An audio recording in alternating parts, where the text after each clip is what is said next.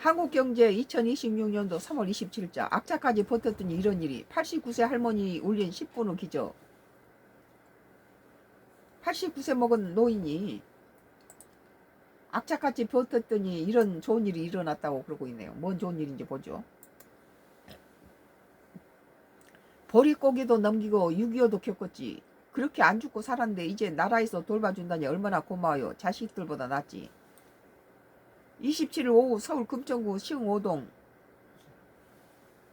주민센터 전국적으로 통합 돌봄 서비스 신청이 본격 시작된 첫날, 이곳에서 접수 창구를 찾는 첫 신청자는 80대 후반의 정모 씨였다.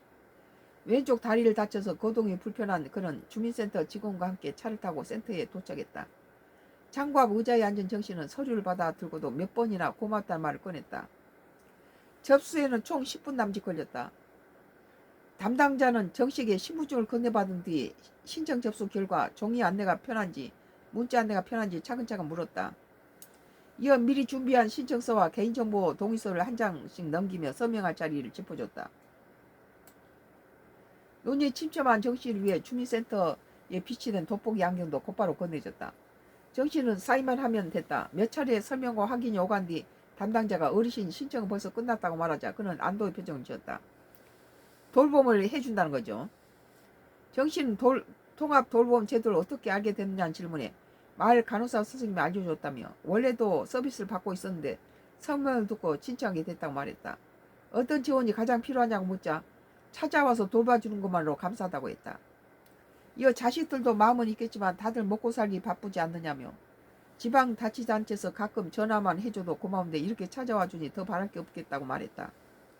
이 노인들한테다 이렇게 다음에 이제 자식도 없고 무연고라든지 이런 어려운 사람한테 노인들이 이렇게 뭐 다치거나 그러면 기도 못 하잖아요. 이런 서비스 돌보면 참 좋은 거라고 생각해요. 병원 동행 서비스에 대해서도 그런 건 기본으로 있어야지라며 기대를 내비쳤다. 병원 혼자 갈 수 없고 이게 돌봄 서비스가 있으면 여러 가지 좋겠죠.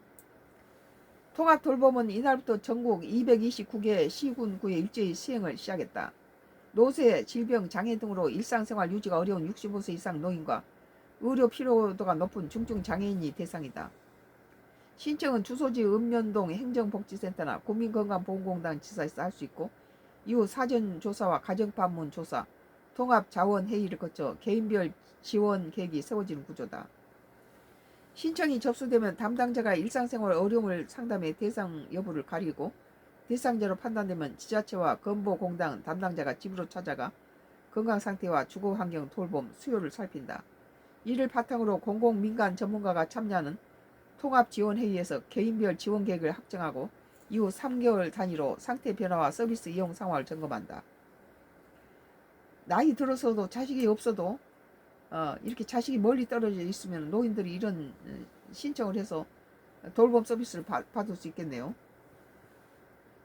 통상 1, 2개월 걸릴 수 있다. 대상자로 선정되면 방문 진료와 치매 관리, 보건소 방문 건강관리, 방문 요양, 방문 간호, 재택 의료, 주야간 보호, 노인 맞춤 돌봄 같은 기본 서비스가 연계된다. 이건 참 잘 된 거죠. 이날 현장을 찾은 이슬람 보건복지부 제1차관은 단순히 서비스를 하나 더 얻는 것이 아니라 어르신이 살던 곳에서 계속 살아갈 수 있도록 돌봄의 패러다임을 바꾸는 출발점이라며 지역 간 격차 없이 균형 있게 서비스가 제공되도록 지원을 넓혀가겠다고 말했다. 뭐 서울에 있는 서비스나 지방에 있는 서비스나 같이 해주겠다는 거죠. 이건 잘한 거네요.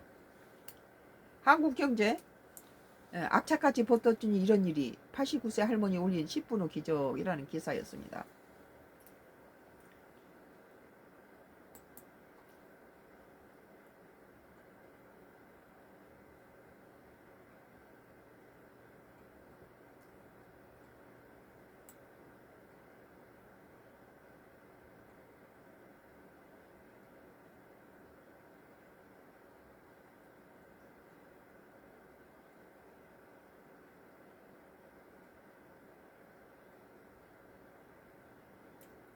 참 우리가 원화 가치가 떨어져서 참 고충이 많죠.